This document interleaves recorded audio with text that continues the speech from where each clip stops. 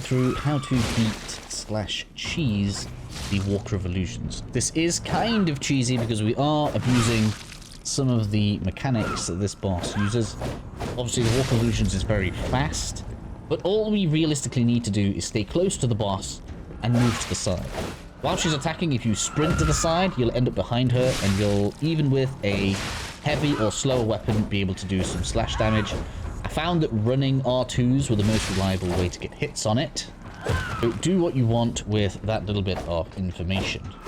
You're going to find that the Walker of Illusions has a lot of moves that can close the distance with you. Obviously, this isn't going to be a perfect battle because I kind of wanted to show some of this off. You're going to find that the charged red attack can basically like shadow step straight towards you. And there's another kind of cheeky attack where the boss will attempt to do like a slow forward stab. And it's a bit cheeky in my opinion because this one isn't highlighted as red, but it will go through your block and counts as a grab, and you'll get kind of impaled upon the blade. So a little bit annoying in my opinion. One of the biggest problems here is that we are forced to attack fairly slowly because the boss is so aggressive and it's able to summon clones.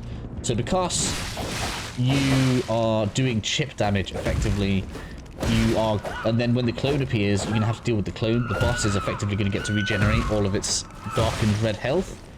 And if you put the boss into a state where you can do a charged R2 to try and stagger it, it's going to instantly start charging up a disruption attack that can immediately put you down, which seems a little bit unfair. The best thing to do during this is to heal yourself if you need to, or maybe throw some throwables in.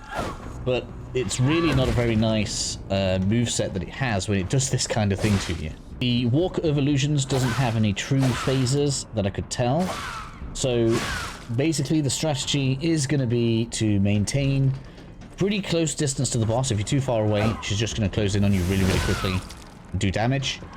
Keep on rotating around. It's better to go clockwise rather than anti-clockwise. So to your left, the boss is right. This is because this is where most of the boss's strikes come from.